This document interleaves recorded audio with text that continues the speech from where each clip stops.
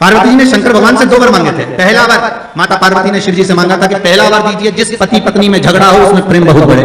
तो शंकर भगवान ने कहा तथास्तु, तो उसका एक असर तो आज दिख गया।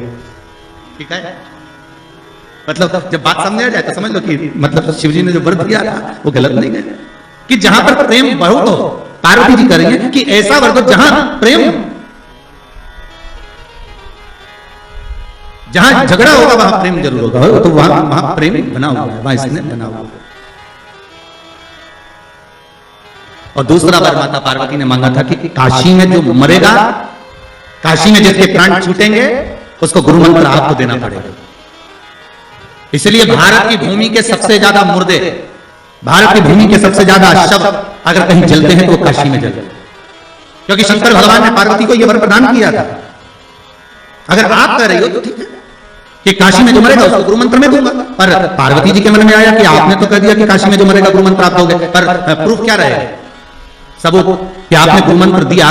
ये सबूत कहां से आया? ये सबूत का भान कहां से रहे? तब भगवान शिव ने कहा क्या चाहती हो आप बताओ। तो पार्वती जी बोली आप हमको वर दीजिए कि काशी में जो मरेगा ना उसके सीधे कान में गुरु मंत्र आपको देना पड़ेगा। शंकर भगवान के हम तो उलझ गए, वर देखे। कभी कभी अगर पति बोल दे पत्नी को तो क्यों चिंता करती है, मैं बैठा तो हूं, अरे एक अंगूठी क्या मैं तुझे 10 अंगूठी दिला दूंगा। तो पत्नी हमेशा याद करके वही बोलती है, करवा चौथ का चांद बाद में देखती है, अंगूठी की बोलती है क्यों जी वो आपने बोला था तो वो कहा है। और पार्वती मैया तो मौन। शिव जी ने पूछा पार्वती तो चुप क्यों गई? पार्वती जी बोली मेरा दूसरा बात कि काशी में जो मरेगा उसको गुरु मंत्र आपको देना पड़ेगा। तो वो गुरु मंत्र कब दोगे? शंकर भगवान ने कहा ऐसा कोई होता है कि संसारिक मनुष्य को, मानव को, ये मनुष्य को और गुरु मंत्र में, इस संसार के मानव को गुरु मंत्र में प्रदान करो, ये हो सकता है क्या? नहीं नहीं नहीं, मंत्र तो आपको देना ही पड़ेगा, मंत्र तो आपको देना ही। ठीक है, पर पार्वती संसार के लोगों को अगर मैं गुरु मंत्र दूंगा तो उसमें श्रेष्ठता रहेगी क्या? पार्वती जी बोली क्यों नहीं रहेगी, आप तो मंत्र दीजिए बस। भगवान शिव ने वचन दे दिया ठीक है तू बता, मैं गुरु मंत्र देने को तैयार हूं, मैं गुरु मंत्र दे देता हूं। क्या करना है? पार्वती जी ने कहा आप एक काम करना, मरने वाले के सीधे कान में गुरु मंत्र दे देना और सीधे कान में गुरु मंत्र देकर और उस कान को बस मोड़ देना। आप मंत्र देना और कान को मोड़ देना, मैं समझ जाऊंगी कि आपने मंत्र दे दिया। शिव जी ने कहा वचन दे दिया ठीक है। तो इसलिए आज भी नियम है महाराज, दुनिया के लोगों का आज भी भाव ये वर्णन करता है कि काशी में मरने वाले का सीधा कान अपने आप टेढ़ा हो जाता है। आज भी लोग भाव में कह देते हैं कि काशी अभिमुक्त नगरी, काशी मोक्ष नगरी है।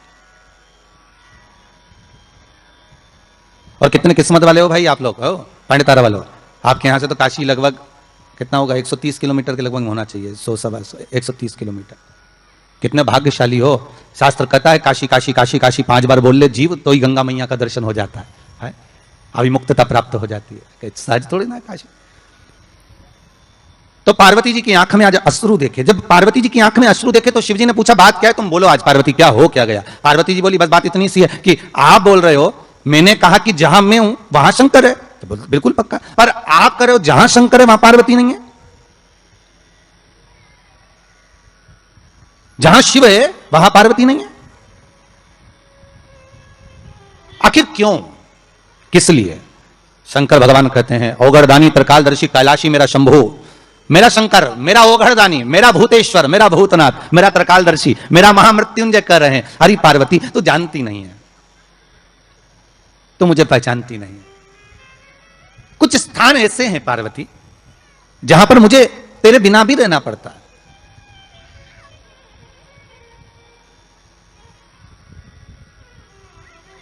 पार्वती जी ने हाथ जोड़कर निवेदन करा प्रभु कोई एक स्थान ऐसा बता दो जहां शंकर हो और शंकर के साथ आद्य शक्ति पार्वती भी हो। जैसे आप कह रहे हो कि जहां पार्वती रहेगी वहां शिव रहेगा, पर जहां शिव है वहां पार्वती हो, तो कुछ एक स्थान ऐसा बताओ।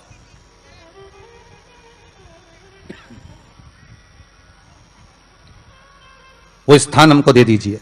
शंकर भगवान ने कहा वो स्थान है कुंभ, कलश। कौन सा स्थान? जम के बोलिए। कलश। कलश देखा है आप लोगों ने?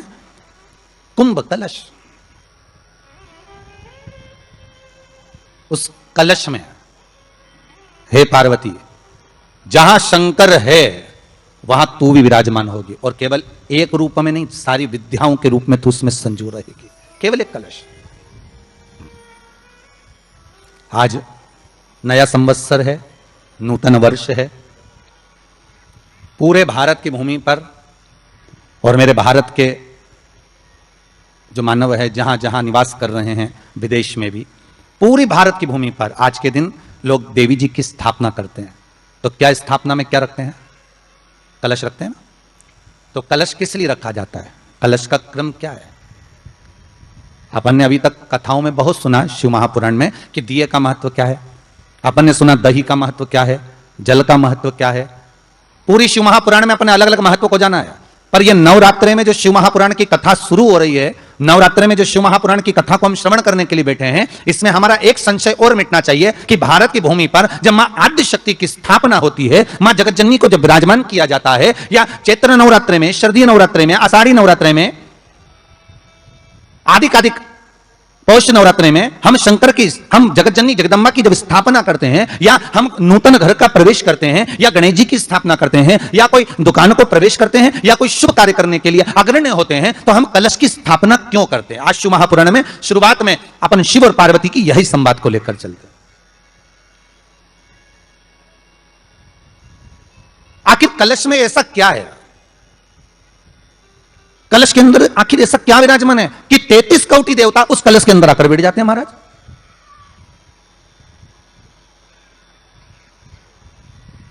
आप कोई यज्ञ करने जा रहे हो, आप कोई पोथी पुराण करने जा रहे हो, आप कोई अच्छा कार्य करने जा रहे हो, तो ब्राह्मण देवता कह देते कलश की स्थापना होगी, कलश की शोभा यात्रा निकलेगी, कलश यात्रा निकलेगी, कलश विराजमान होगा। और आज हर की पौड़ी पर, प्रयागराज में, या उज्जैनी में, नासिक में जो बड़े बड़े कुंभ के मेले होते, कुंभ का मतलब भी तो कलश से होता है। उसकी महत्वता क्यों है? उस कुंभ की, उस घड़े की महत्वता कहां से प्रकट हो गई? शिव महापुराण की कथा कहती है महाराज, भगवान ओघरदानी शंकर स्वयं आद्य शक्ति जगदम्बा से कहते हैं कि जगदम्बा तू क्या चाहती है बोल। तो जगतजननी जगदम्बा कहती है कि जहां मैं हूं वहां शंकर है, यह आपने कह दिया, पर जहां शंकर है वहां पार्वती का होना जरूरी है। उसके लिए सिद्ध करने के लिए एक स्थान ऐसा बनाया जाए जहां पर शंकर विराजमान है और शंकर के साथ पार्वती विराजमान है। तो शिव जी ने कहा, पार्वती उसके लिए मैं तुझे एक सुंदर कलश का निर्माण कर देता हूं। दुनिया का रचनाकार, दुनिया की रचना करने वाले महाराज, संपूर्ण ब्रह्मांड की रचना करने वाले, जिनको भगवान शिव ने स्वयं ब्रह्मदेव से कहा है कि ब्रह्मा जी तुम सृष्टि खंड को आगे बढ़ाइए, सृष्टि की रचना करिए। और आज ही के दिन, यही क्षेत्रीय प्रतिपदा के दिन, यही इसको कहते हैं नया संवत्सर, नया वर्ष। हिंदू धर्म में क्यों कहा जाता है? आज ही के दिन ब्रह्मा जी ने महाराज सृष्टि की रचना करना प्रारंभ करा था। आज ही के दिन भगवान शिव और ब्रह्मा का संवाद हुआ था। सीधे भगवान शंकर ब्रह्मदेव के पास जाकर बोले थे, हे ब्रह्मदेव आप सृष्टि की रचना करिए। तो ब्रह्मा जी ने पूछा था, सारे नक्षत्र आपने बनाए, सारे दिन आपने बनाए, सारी घड़ियां आपने बनाई, सारा पल आपने बनाया, मनुष्य की श्वास गिनती, काउंटिंग, अर्थात मनुष्य के शरीर की रोमावली, यह सब आपने निश्चित करी है। मनुष्य की कितनी धड़कन चलेगी, कितनी श्वास चलेगी, 21,600 श्वास जो मानव के शरीर से प्रतिदिन निकल रही है, 3.5 करोड़ रोमछिद्र जो मनुष्य के शरीर में बने हुए हैं, ये संपूर्ण बनाने वाले आप हो। एक एक घड़ी, एक एक पल, एक एक नक्षत्र, एक एक समय बनाने वाले आप हो। हर श्वास को बनाने वाले आप हो। तो आपसे मुझे कहना है कि एक निर्माणकर्ता ब्रह्मदेव आप ब्रह्मा जी करें, तो एक काम करो ना कि सृष्टि की रचना भी आप करो। भगवान ब्रह्मा ने शिव जी से कहा कि सृष्टि की रचना आप करिए।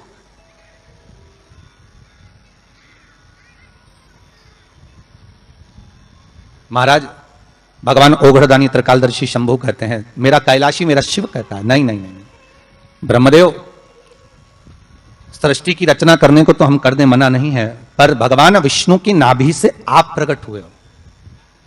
भगवान शेषनाग की सैया पर शयन कर रहे हैं, और भगवान जब शेषनाग की सैया पर शयन कर रहे हैं, उस शेषनाग की सैया से सोते हुए भगवान ने अपने नाभि कोश से आपको प्रकट करा है, कमल के पुष्प के ऊपर।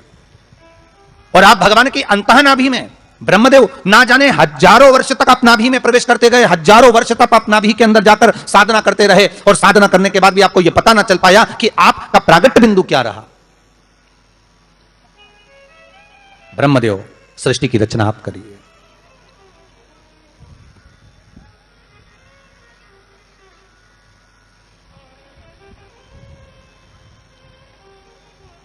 ब्रह्मा जी कह रहे हैं, नाथ इस सारे ब्रह्मांड को रचना करना है, कर दूंगा, मना नहीं है, पर रचना करता भगवान ब्रह्मा जी कहते हैं कि मैं संसार को एकत्रित करूं, उससे पहले 33 कोटि देवताओं को मुझे एकत्रित करना है और सारे 33 कोटि देवता एक जगह पर आकर विराजमान हो जाएं, ऐसी कोई व्यवस्था करना है। शंकर भगवान ने कहा बनाओ ब्रह्मदेव, तुम निर्माण करो। ब्रह्मा, शास्त्र कहता है कि भगवान शिव स्वतः, शंकर तो शंकर है, भगवान शंकर ने एक मट्टी का सुंदर सा भाग ढेला एकत्रित करा, उस ढेले से भगवान ने एक सुंदर कुंभ का निर्माण करा, एक सुंदर कलश का निर्माण करा।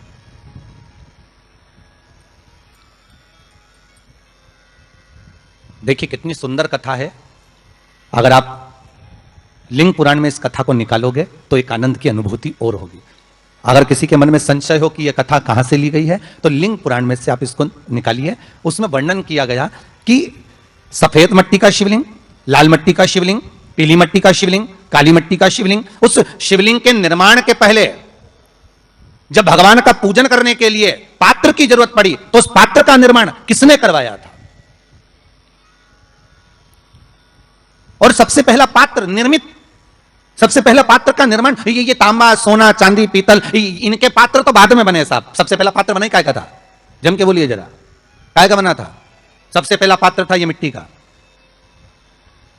आज भी हिंदू धर्म में भले तुम्हारे घर में सोने के कलश हो, भले चांदी के कलश हो, भले तुम्हारे घर में पीतल और तांबे के पात्र रखे हो, पर आज भी अगर ब्राह्मण कहेंगे कि हमें कोई यज्ञ करना है, अनुष्ठान करना है, हमें ये स्थापना करना है, तो ब्राह्मण एक ही बात कहेंगे कि तांबा, पीतल, चांदी के हमें पात्र नहीं चाहिए। ब्राह्मण कहेगा मैं मिट्टी के कलश लाकर रखो, हमें मिट्टी के कलश चाहिए। और कितना बड़ा प्रमाण है जी, शास्त्र का प्रमाण देखिए कितना बड़ा है। आप किसी दूसरे घर में जा रहे हो, आप अपना घर छोड़कर और दूसरे मकान में जा रहे हो और आपको लगा कि मैं इस घर में आप 15-20 दिन नहीं आऊंगा, 1 महीना नहीं आऊंगा, तो शिव महापुराण की कथा कितना सुंदर कहती है कि अगर आप जा रहे हो और आपको ऐसा भय लगता है कि इस मकान में कोई दूसरी प्रवेश ना करे, कोई दूसरा जीव ना आ जाए, इस मकान में कोई अंतरात्मा ना आए, इस मकान पर कोई टोना ना करे, इस मकान में कोई टोटका ना करे, इस मकान में कोई जादू ना करे, तो उसके लिए शिव महापुराण की लिंग पुराण वर्णन करती है कि मात्र एक मट्टी का कलश, उस मट्टी के कलश में एक महाराज थोड़ा सा धान भरकर, उसमें एक सिक्का, 1 रुपया उसके अंदर डालकर और एक बेलपत्र उसके अंदर डालकर उसको उसके एक दिए से या प्लेट से या नरियल से उसको रखकर एक स्थान में ईशान के अंतर्गत उसको रखकर चले जाइए। उस मकान में ना तो कोई भीतर प्रवेश कर सकता है, उस मकान में ना कोई टोना कर सकता है, उस मकान में ना कोई टोटका कर सकता है, उस मकान में ना किसी की नजर लगती है। और वो पात्र कोई दूसरा नहीं होना, वो पात्र होना चाहिए मट्टी का कलश। मट्टी के कलश की बड़ी महत्वता है। अब तो थोड़ा सा महाराज हो गया कि लोग हम मट्टी का कलश अगर तुम दोगे भी तो ब्राह्मण क्या काम में लेगा, तो ब्राह्मण जन कह देते हैं थोड़ा तांबे के 4 कलश लेकर आइए हो, तुम जरा स्टील के 5 कलश लेकर आइए, आप तुम तांबे के या ये बर्तन लेकर आइए। पहले इसका प्रमाण नहीं था, पहले प्रमाण था केवल मट्टी का कलश। स्थापना जो थी वो मट्टी का कलश, विराजमानता थी मट्टी का कलश, जिसका निर्माण स्वयं भगवान शिव शंकर, भगवान शंभु, भगवान प्रकालदर्शी, कैलाशी स्वयं लिंग पुराण के अंतर्गत शास्त्र वर्णन करता है कि जिसमें सुंदर शिवलिंग की स्थापना करी गई। शिवलिंग का निर्माण करने के लिए भगवान ने, और स्कंद पुराण में भी आता है यही बात, शिव महापुराण में भी आती है। और आपको पहले भी कथा में कहा कि ब्राह्मण सफेद मट्टी का शिवलिंग बना, पहले भी कथा में कहा, आज फिर कह रहा है। क्षत्रिय लाल मट्टी का शिवलिंग बना, वैश्य पीली मट्टी का शिवलिंग बना, शूद्र काली मिट्टी का शिवलिंग का निर्माण।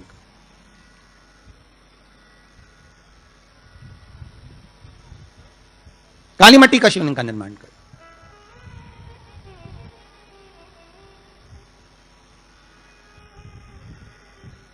एक बहुत अच्छी बात कहें, अगर आप लोगों को अच्छा लगे तो अपनी जिंदगी में उतारना, ना अच्छा लगे तो उसको छोड़ देना, ठीक है। जितने लोग भी कथा सुन रहे हो बहुत ध्यान देना।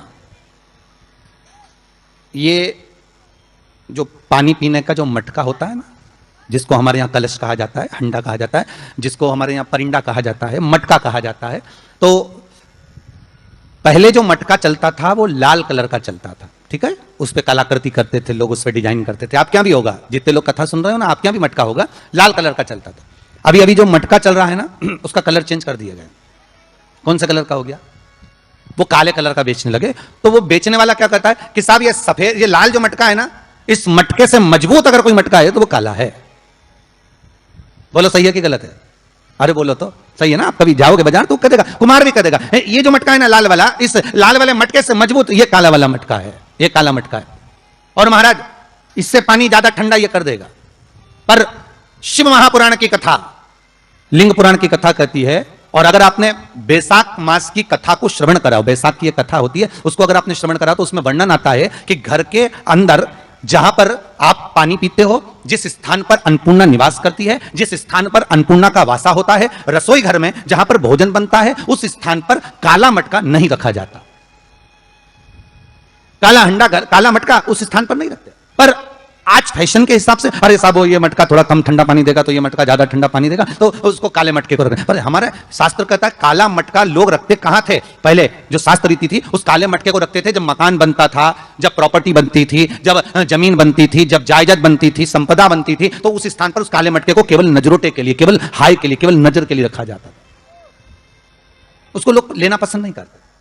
पर आज के व्यक्ति को अगर कह दिया जाए कि ये 2 मटके रखे हैं साहब, लाल भी है और काला भी है, तो कौन सा पसंद करेगा? वो काला वाला ही दे दीजिए साहब, ये पानी ज्यादा ठंडा करेगा, उसकी श्रेष्ठता रहेगी। नहीं, शिव पुराण कह रही, भगवान कुंभ का निर्माण कर रहे हैं, भगवान कलश का निर्माण कर रहे हैं, और भगवान स्वयं ब्रह्मदेव कर रहे हैं कि आप ऐसा निर्माण कर दो जिसमें 33 कोटि देवता स्वतः विराजमान हो जाए। तो भगवान ने उस कलश का निर्माण कर दिया। अब कलश का निर्माण करा तो स्वयं भगवान ब्रह्मदेव बोले, प्रभु इस कलश के अंदर मेरा स्थान कहां है?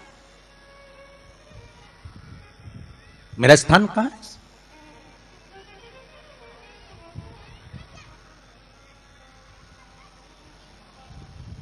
बहुत ध्यान देना महाराज, कलश का जो मुख होता है, उस मुख पर भगवान विष्णु का स्थान होता है। किसका स्थान है? भगवान विष्णु का। थोड़ा सा नीचे आओगे, जहां से कलश का मुख दबा हुआ होता है, वह जगह भगवान स्वयं शिव की होती है। किसकी जगह है? भगवान शंकर की। कलश का अग्रभाग, नीचे का भाग जहां से फैला हुआ होता है, वहां ब्रह्मा का आधिपत्य स्थापित होता है। फिर कलश का जो नीचे का भाग होता है, वो भगवान शिव और शक्ति का स्थान होता है। कलश के बाहरी भाग में, जहां पर बाहर का हिस्सा होता है, उस कलश के बाहरी भाग में 33 कोटि देवताओं को भगवान शंकर ने लाकर विराजमान किया होता है। महाराज भगवान शंकर 33 कोटि देवताओं को निमंत्रण देकर उस कलश में विराजमान कर दिया।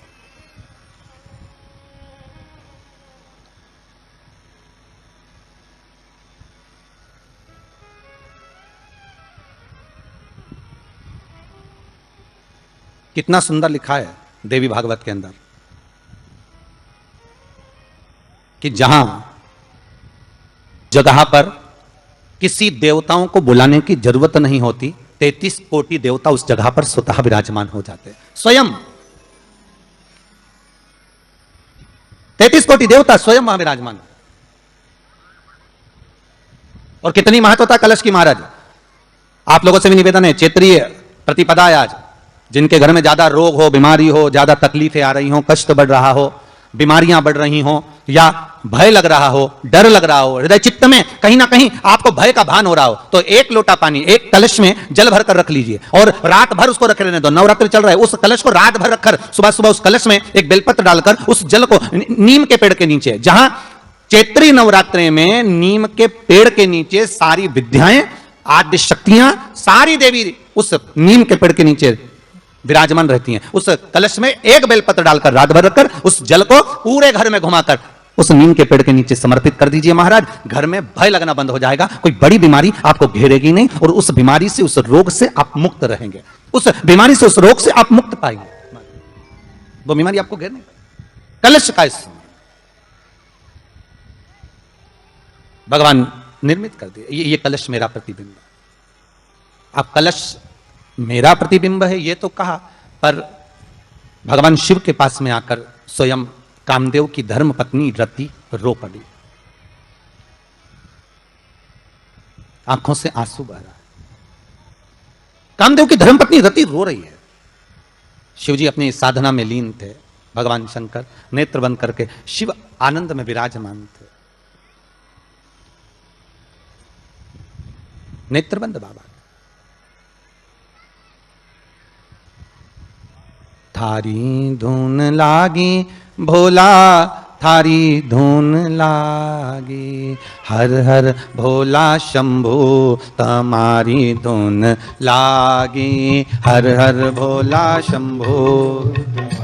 भाव से हर हर भोला शंभू तुम्हारी धुन लागी, हर हर भोला शंभू तुम्हारी धुन लागी, पार्वती का प्यारा तुम्हारी धुन लागी, पार्वती का प्यारा तुम्हारी धुन लागी। ओ पार्वती का प्यारा तुम्हारी धुन लागे, पार्वती का प्यारा तुम्हारी धुन लागी। ओ हर हर भोला शंभो तुम्हारी धुन लागे, हर हर भोला शंभो।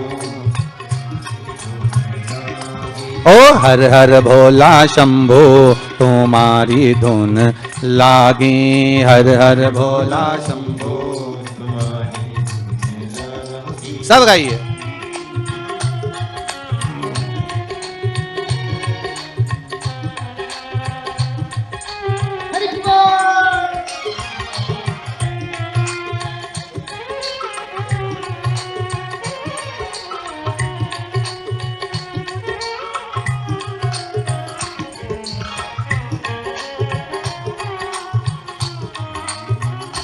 देखो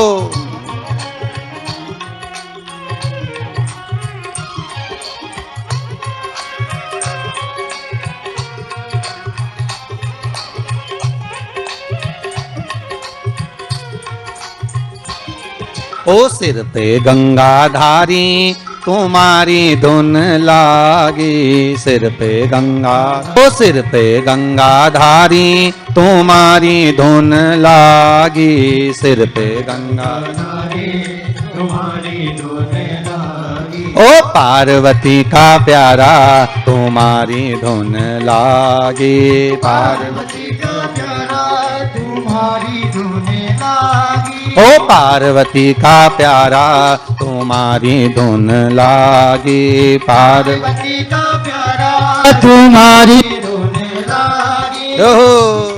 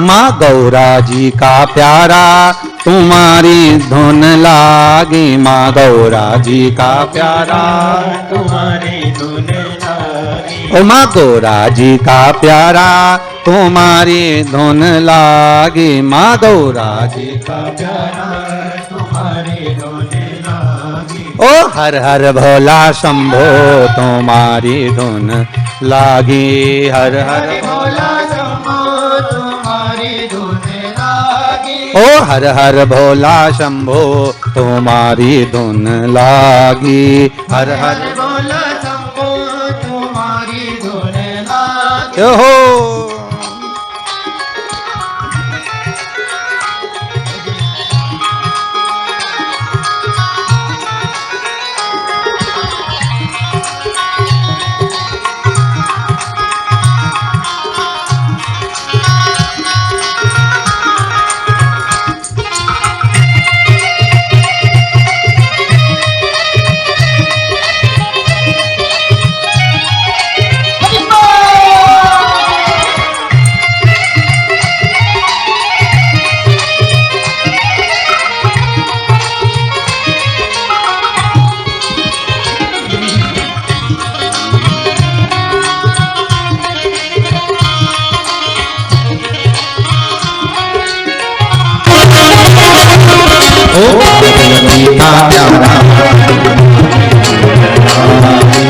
पार्वती का प्यारा तुम्हारी धुन लागी।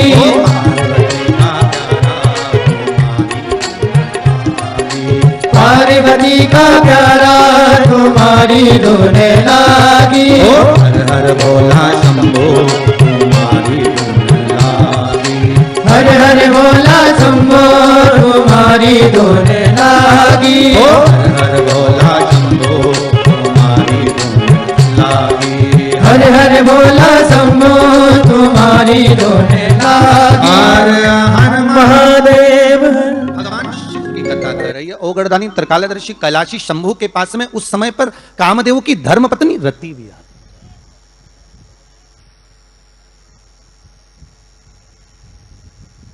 जिसके नयनों में जल भरा हुआ। शिवजी ने पूछा, बोलो रति, आप और यहां जब आपका पति जलकर भस्म हुआ तो हमने वर दिया था आपके पति को कि ये भगवान कृष्ण का पुत्र बनकर मिलेगा आपको, फिर क्यों आप यहां पर आई हो? क्या हो गया ऐसा? क्या चाहती हो आप? फिर आने का कारण क्या है आपका? किस लिए पधारी हो आप? महाराज, मेरा पति जो जलकर भस्म हुआ था, उसके भस्म होने पर मेरे ऊपर भी केस लगाया। तो भाई केस तुम्हारे ऊपर किसने लगाया? ऐसा क्या हो गया कि तुम यहां मेरे पास नहीं? प्रभु, बात इतनी सी है कि मेरा पति जब आपके नेत्रों की ज्वाला द्वारा जलकर भस्म हो रहा था, उस समय पर वो आम के पेड़ पर बैठा हुआ था। कौन से पल्लव थे? आम के पल्लव, आम के डालियों में, आम के पल्लव में मेरा पति छुपा हुआ। तो फिर क्या चाहती है भगवान से?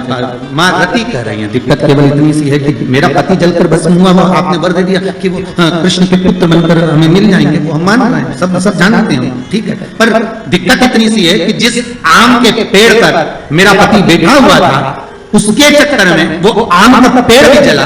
तो वो आम का पेड़ जो जला, उसने मुझसे कहा है कि पति का तो उद्धार हो गया, पर हमारा उद्धार कैसे? अब देखिए, कई लोग कहते हैं प्रश्न करने वाले पीछे नहीं हटते महाराज, बहुत प्रश्न करते हैं और प्रश्न कर पूछते हैं, गुरुजी ये कलश के ऊपर आम के पत्ते क्यों लगते हैं? उसका उत्तर है, ध्यान दीजिए।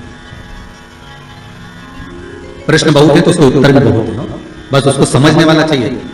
और आप लोगों को तो आज बहुत बहुत भगवान ने कृपा करी है, जो आप पहले दिन ही कलश स्थापना होती है और पहले दिन आपको ये ज्ञान हो जाए कि बच्चे पूछे कि कलश क्यों रखा जाता है, कलश के ऊपर आम के पत्ते क्यों लगाए जाते हैं, कलश के ऊपर नारियल क्यों रखा जाता है, कलश के ऊपर 9 बार मोली क्यों बांधी जाती है? मोली मतलब अच्छा नाड़ा 9 बार क्यों लपेटा जाता है नारियल के ऊपर, कलश के ऊपर जब रखते हैं? कलश के ऊपर जब जब श्रीफल रखाता है, नारियल रखाता है, तो उस पर 5 बार 7 बार मोली नहीं लपेटी जाएगी, तो 9 ही बार लपेटी जाएगी। 5 या 7 बार लपेटते हैं तो कहते हैं कि लक्ष्मी की छिन्नता होती है, और वो 9 बार लपेटी जाती है तो भरपूर लक्ष्मी का भंडार भरती है। क्यों क्यों कहते हैं? महाराज, आम के पल्लव, तो मैं केवल आपसे इतना सा निवेदन करना चाहती हूँ, आपसे केवल इतना कहना चाहती हूँ कि प्रभु मेरे मन का संशय मिटा दीजिए, और जो आम का वृक्ष मेरे पति के साथ जलकर भस्म हुआ है, उसकी विनती को आप स्वीकार कर लीजिए। आप उसके लिए भी कुछ कृपा कर दीजिए।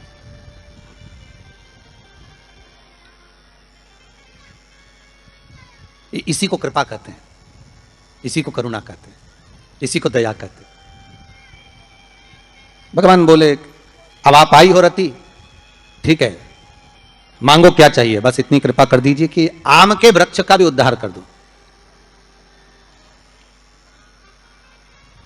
शिवजी ने कहा, हम वर प्रदान करते हैं रति,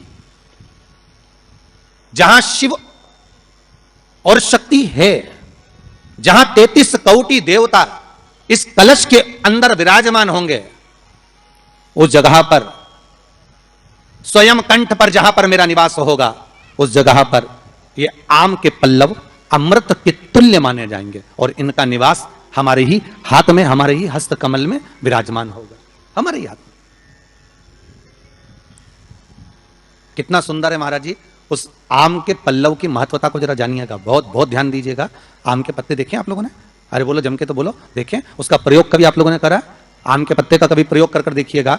अभी तो नवरात्रि चल रही है, नवरात्रे में जब 5वां दिन नवरात्रे का रहे, चैत्री नवरात्रे का 5वां दिन रहे, और मान लो कि आपके घर में किसी बच्चे की, लड़के की या लड़की का या मंगल विवाह नहीं हो रहा हो या शादी नहीं हो रही हो, या उस लड़के लड़की के लिए बहुत प्रयास कर लिया आपने और उसकी शादी हो ही नहीं रही, अथक प्रयास आपने कर लिया और उसका मंगल विवाह नहीं हो रहा, तो ये देवी भागवत में स्पष्ट कहा गया, देवी भागवत में वर्णन किया गया, देवी भागवत में वर्णित किया गया। और देवी भागवत में कहा गया कि आम का जो पत्ते होते हैं, आम का जो पत्ता होता है, आम का जो पल्लव होता है, उस आम के पत्ते पर हल्दी और सिंदूर,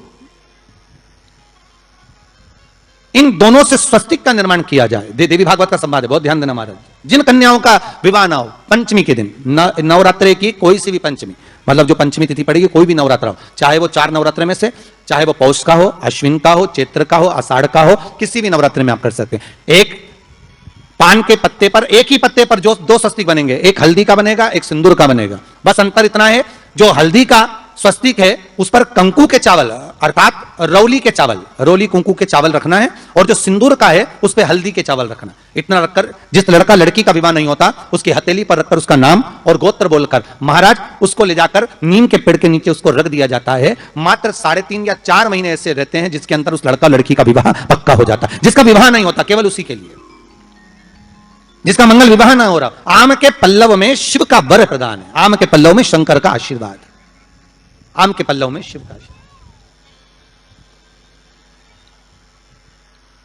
भगवान भूत भावन भूतेश्वर मेरे शिव, मेरे करुणा सागर मेरे शंकर, मेरे त्रिकालदर्शी, मेरे कैलाशी, मेरे भोलेनाथ स्वतः कह रहे हैं, अरिरति तुम रोती क्यों है, तुम्हारे रोने का कारण क्या है? प्रभु मेरे पति के साथ ये आम का पेड़ भी जलकर भस्म हुआ, आम का पेड़। भागवत जी किस किसने सुनी है? हाथ उठाओ जरा, जिन जिन ने भागवत जी सुनी है। आप लोगों ने सुनी है भागवत? रखिए हाथ। अगर आप लोगों ने भागवत सुनी होगी तो उसमें वर्णन आता है, तक्षक नाग डसने के लिए जब जा रहा था तब ब्राह्मण देवता जो जहर उतारना जानते थे उनको लेकर राजा परीक्षित के पुत्रों ने अपने दूतों को भेजा था लाने के लिए कि एक ब्राह्मण ऐसे हैं कि वो तक्षक नाग का जहर उतार सकते हैं, वो तक्षक नाग के जहर को समाप्त कर सकते हैं, तो आप उनको लेकर आओ। और वो तक्षक नाग का जहर उतारने वाले उस ब्राह्मण को लेकर जा रहे थे। तो सर्प ने विचार करा, तक्षक नाग ने कि बताओ ये तो गजब का काम कर रहा है, अगर ये ब्राह्मण पहुंच गया तो ये ब्राह्मण तो सर्प का जहर उतार देगा। तो सांप तक्षक नाग को ये चिंता लग गई कि मेरे को ही डसना है और मेरे जहर ये उतार देगा, और डसने भी एक ही बार है और मरना चाहिए परीक्षित, परीक्षित को श्राप लगाए, अब करूं तो करूं क्या। तो सर्प ने विचार करा कि मैं एक रूप रखकर जाता हूं और इस ब्राह्मण की परीक्षा लेता हूं। सर्प रूप रखकर गया, भागवत आप लोगों ने श्रवण करी होगी। तो जब तक्षक रूप रखकर गया और उस ब्राह्मण के पास में जाकर पूछा कि ब्राह्मण देवता ये बताओ कि आप कहां जा रहे हो, तो ब्राह्मण बोला आपको नहीं मालूम, राजा परीक्षित को सांप डसने वाला है तक्षक नाग और मैं जहर उतारना जानता हूं। अच्छा आप जहर उतार दोगे? हां। तो किस लिए जा रहे हो? जहर उतारने के लिए। तो जहर उतारने क्यों जा रहे हो? तो कहा राजा है राजा, जब राजा का जहर उतारेंगे तो मुद्रा भी कितनी मिलेगी, आपको मालूम नहीं है क्या? अच्छा ब्राह्मण देवता इसलिए जा रहे हो? हाँ। पर उसको तो किसी संत ने श्राप दिया। अरे तो श्राप संत ने दिया है, हम ब्राह्मण हैं, हमारा कर्म है किसी को बचाना, तो हम तो बचाएंगे। अच्छा आप में इतनी सामर्थ्यता है कि आप तक्षक नाग का जहर उतार दो? अरे तक्षक नाग आकर अगर मेरे सामने खड़ा हो जाए और किसी को डस ले तो यह पक्का है कि मैं जहर उतार सकता हूं। अच्छा तो इतने में तक्षक नाग सामने बिल्कुल प्रकट हो गया और तक्षक नाग प्रकट होकर बोला बता ब्राह्मण किसको डसूं मैं? ब्राह्मण ने कह दिया तुम्हारी मर्जी पड़े उसको डसो। सामने एक पेड़ था, उस पेड़ को ब्राह्मण ने, उस तक्षक नाग ने डस लिया। अब तक्षक नाग ने उस पेड़ को डसा और डसने के बाद में वो पेड़ पूरा जल गया, पूरा जल गया। अब पेड़ तो जल गया पर ब्राह्मण जो था जिसको परीक्षा देना थी वो ब्राह्मण को यह नहीं मालूम था कि इस पेड़ पर एक संत बैठकर साधना कर रहा था, तपस्या कर रहा था, और जब वो पेड़ जला तो वो संत भी जल गया, संत भी जल गया। अब जब संत जल गया, ब्राह्मण ने हाहाकार की आवाज जब सुनी तो आंखों में जल भर गया। आखिर हुआ क्या? ये संत जल कैसे गया? तो कहा इसके जलने का कारण केवल इतना है कि अब आप जीवित करो, इस पेड़ को हरा भरा करो। इस पेड़ को हरा भरा कर दीजिए। और ब्राह्मण ने हाथ की अंजलि में जल लिया। हाथ की अंजलि में जल लेकर ब्राह्मण उस जल को पेड़ के ऊपर छींट रहे थे, तो सबसे पहले ब्राह्मण ने यह मन में सोचा कि भोलेनाथ, शंभु, त्रिकालदर्शी है, कैलाशी, कृपा ऐसी करना कि सबसे पहले जो पेड़ पर जो संत बैठा था वो जीवित होना चाहिए, जो वृक्ष पर संत बैठा है वो जीवित होना चाहिए।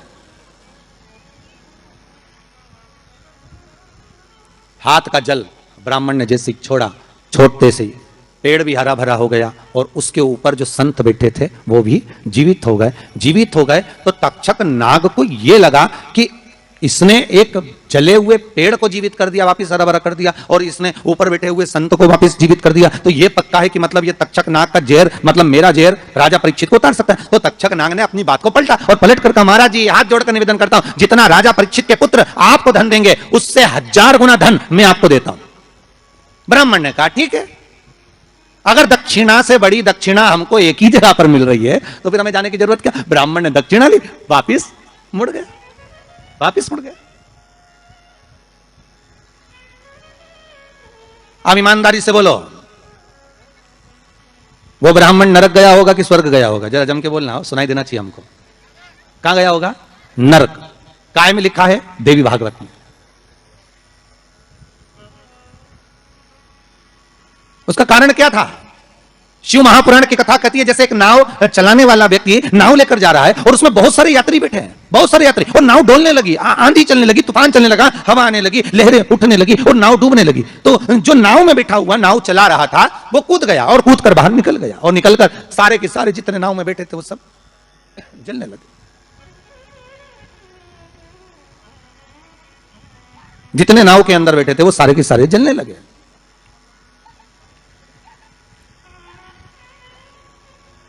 जब वो सारे के सारे पानी में डूबने लगे और पानी में नाव में जाकर सबकी सब जब डूब रहे हैं, सब मर गए, सारे के सारे जो नाव में बैठे थे, जो तैरना जानते थे वो बाहर निकल गए, बाकी के सब डूब गए।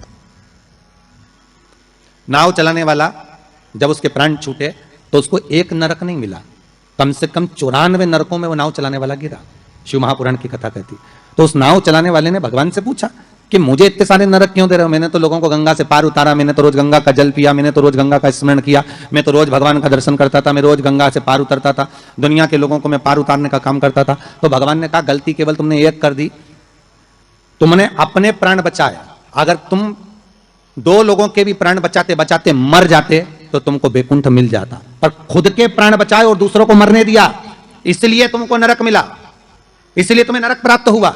शिव महापुराण की कथा कहती है जिस पर दुनिया को विश्वास होता है, दुनिया को जिस पर विश्वास है, जिससे आज कोरोना महामारी के चलते हुए, इस कोरोना महामारी को देखते हुए, जिस इस वायरस को देखते हुए दुनिया का विश्वास डॉक्टर पर टिका हुआ है।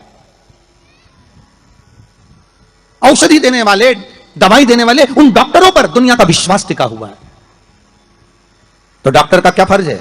जैसे नाव चलाने वाले का फर्ज है कि बचाते बचाते भगवान करे भले तुम्हारे प्राण छूट जाते तो तुम्हें स्वर्ग मिल जाता।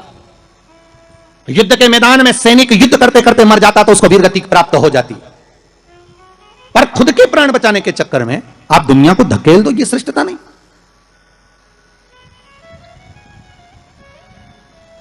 ये इसमें श्रेष्ठता नहीं। जब तक उस शरीर में प्राण है, जब तक उस शरीर में श्वास है, डॉक्टर भी अपनी जान झोंक दे कि कैसे भी मुझे इसको बचाना है, चाहे कुछ भी हो जाए इसके प्राण बचना चाहिए। फिर धन मूल नहीं है, फिर संपदा मूल नहीं, फिर सत्ता मूल नहीं है।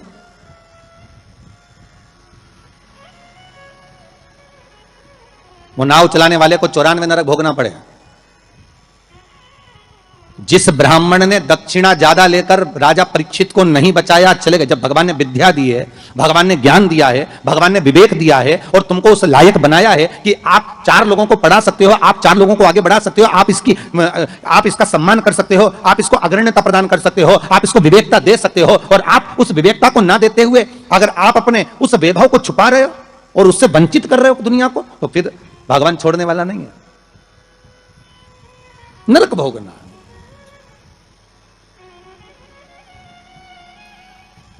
पर पांडे तारा वालों, आप लोगों ने बिल्कुल सही उत्तर दिया कि उसने दक्षिणा ज्यादा ले ली और वापस निकल गया तो अपने मुख से कह दिया कि वो नरक गया। कितनी, इसी को कहते गंगा तट के श्रोता। गंगा तट के जो श्रोता होते हैं ना, बड़े आनंदमय होते, कथा जो सुनते हैं ना, उसका भाव एक आनंदित होता है कि वो अपना लक्ष्य छोड़कर, अगर चाहता तो राजा परीक्षित को बचा सकता था, पर थोड़ी सी संपदा के चक्कर में, थोड़े से धन के चक्कर में वो ब्राह्मण भी थोड़ा सा लोभ आया और लोभ के चक्कर में अपने कर्म से वंचित हो गया। तो वो चरित्र कहां गलत है महाराज जी? एक महाराज जी प्रवचन दे रहे थे,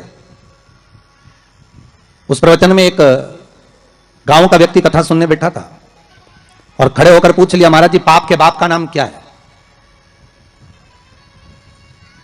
महाराज जी ने पूछा, क्या पूछ रहे हो, फिर से बोलो।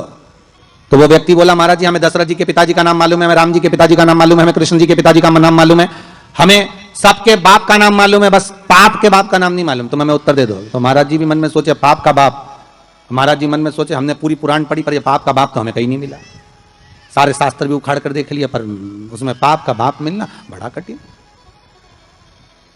अब पाप का बाप कहां से ढूंढे? तो महाराज जी ने कहा काम करते हैं, कल हम आपको बताएंगे, आप कल कथा में आना। और महाराज जी फिर प्रवचन देने बैठे और वो व्यक्ति फिर आके बैठ गया। अब जैसी कथा समापन हुई, महाराज जी फिर खड़ा हो गया, महाराज सीताराम। महाराज जी बोले सीताराम। और बोलो पाप का बाप। महाराज जी बोले बाबा अच्छा पाप का बाप पीछे पड़ा। महाराज जी बोले कल कल बिल्कुल पक्का है कि तुमको तुम्हारे प्रश्न का उत्तर मिल जाएगा। अब महाराज जी ने आज भगवान को 2 अगरबत्ती लगाई कि वो नहीं आना चाहिए, क्योंकि वो फिर आएगा, फिर प्रश्न करेगा पाप का बाप। अच्छा वो प्रश्न नहीं भी करता ना तो उसका मुंह देखकर याद आ जाता है कि प्रश्न करेगा पक्का।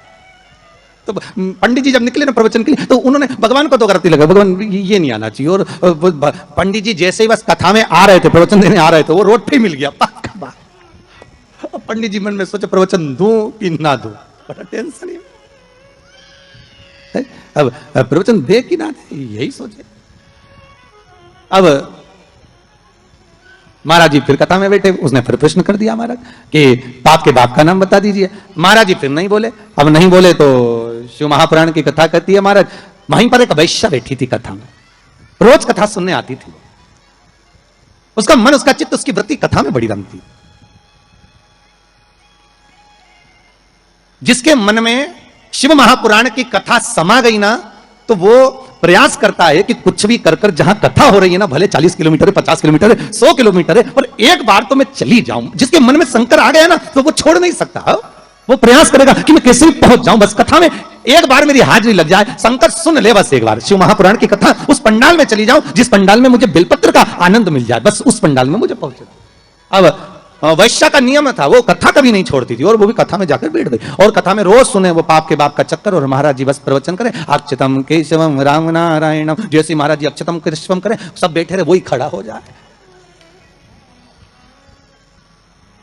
अब महाराज जी भी मन में सोचे अब क्या करें, तो महाराज जी डबल से कह रहे हैं अक्षतम केशवम राम नारायणम कृष्ण दामोदर वासुदेवम हरे। तो वो महाराज जी हाथ हिलाएं कि अभी भी पाप का बाप नहीं मिला, पर वो तो वो खड़ा।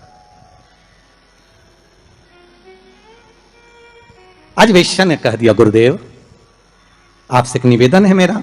बोलिए। मैं वैश्या हूं, छुपाया नहीं। संत सदगुरु भगवान माता पिता इनसे कभी नहीं छुपाना अपने को, छुपाकर जाएंगे भी कहां? अगर माता पिता से कुछ छुपा लेंगे, संतों से सदगुरु से अगर छुपा लेंगे तो जाएंगे कहां भगवान से छुपाकर?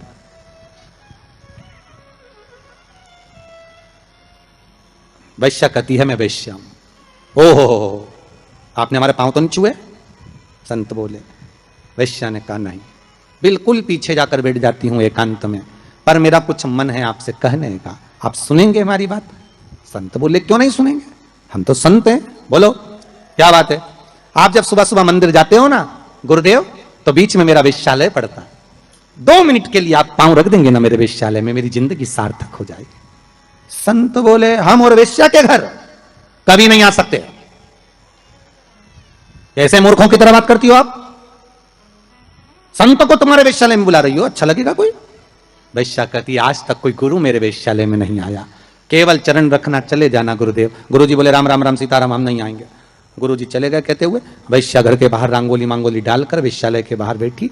संत का आगमन हुआ वहीं से, वैश्या दौड़ कर गई, गुरुदेव ये मेरा वेश्यालय है, पांव रख दीजिए। वैश्या हम संत हैं किसी वेश्या के यहां नहीं जा सकते, हम तुम्हारे यहां नहीं आएंगे। संत जाने लगे। वेश्या ने अपना पर्स खोला, 500 का नोट निकाला, महाराज के चरणों में रखा, महाराज जी ने जेब में रखा, जल्दी चलो हमारे पास समय कम है, जल्दी चलो। महाराज वैश्या के भवन में चले गए। वैश्या ने कहा महाराज जी बैठिए। नहीं नहीं, इतना समय कहां है बैठने का, तुमने कहा था बस पांव रख देना। महाराज जी बैठ जाइए, आपके हाथ जोड़ती हूं, 5 मिनट बैठ जाओ। महाराज जी बैठ गए। वैश्या बोली आज तक किसी संत ने हमारे यहां भोजन नहीं किया, महाराज कोई गुरु ने आज तक हमारे यहां भोजन नहीं करा, आप कृपा कर देंगे तो भोजन तैयार। संत बोले वेश्या मूर्खों की तरह बात मत करो, तुम्हारे वेश्यालय का भोजन हम करेंगे, हम संत हैं, हम साधु हैं। वैश्या ने 2 500 के नोट हेड़े महाराज के चरणों में रखे। महाराज बोले जल्दी भोजन लेकर आ, समय कम है, जल्दी जा। वैश्या गई, भोजन बनाकर रखा था महाराज जी के सामने रख दिया। महाराज जी रोटी का टुकड़ा तोड़कर खाने लगे। वैश्या हाथ जोड़कर बोली नहीं गुरुदेव, आज तक मैंने किसी संत को अपने हाथों से खाना नहीं खिलाया, आज तक मैंने किसी संत को, किसी सदगुरु को अपने हाथों से भोजन नहीं दिया है। मैं अपने हाथों से आपको भोजन कराना चाहती हूं। संत बोले तुम जानती नहीं कि तुम वैश्या हो, हम संत हैं, साधु सन्यासी तपस्वी किसी के हाथ से खाना नहीं खाते।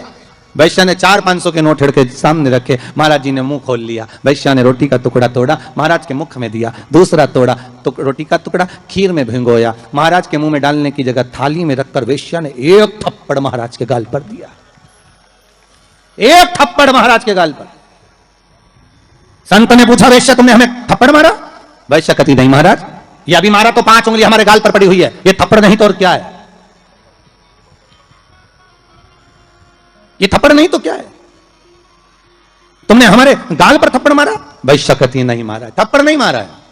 वैश्या कह रही है महाराज रोज एक गांव का व्यक्ति आपसे प्रश्न करता था कि पाप के बाप का नाम बताओ, मैं उत्तर दे रही हूं कि पाप के बाप का नाम लोभ है, केवल लोभ। लोभ के चक्कर में मैं जैसा जैसा बोलती आपके नोट की मात्रा बढ़ती जाती और आप वैसा वैसा करते चले जाते, ये पाप का बाप है। संत की आंख में जल भर गए। वैश्या ने जो ज्ञान दिया वो ज्ञान साधारण नहीं था, वो साधारण ज्ञान नहीं। संत ने वैश्या के चरण पकड़ लिए। कोई गुरु नहीं मिला था मुझे, आज मिल गया, आज मिल गया।